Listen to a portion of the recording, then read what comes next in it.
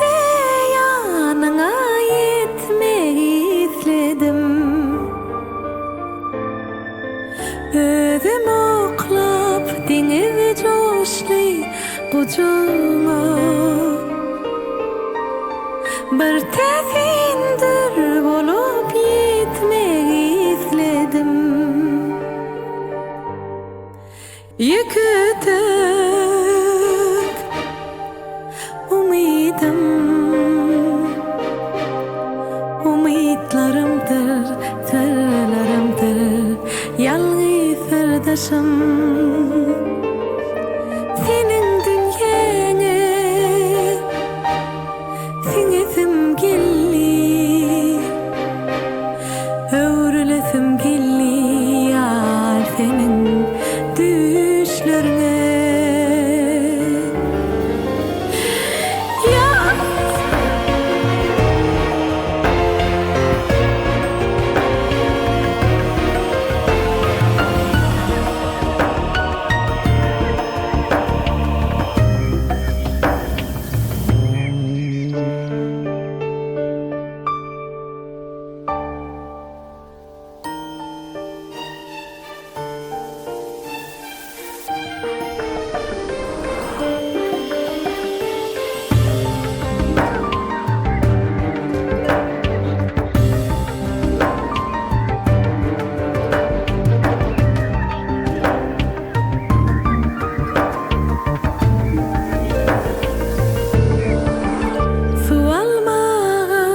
Gelip umman gözlerine,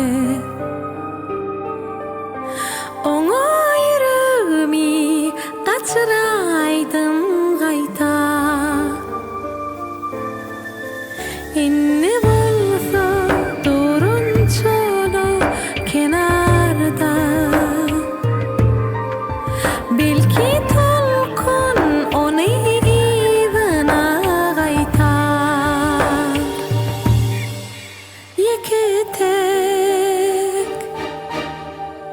umidim, umidlarımdır, sırlarımdır, yalnız sırdaşım. Senin dünyana singesim gelli, öğrülesim gelli, yar senin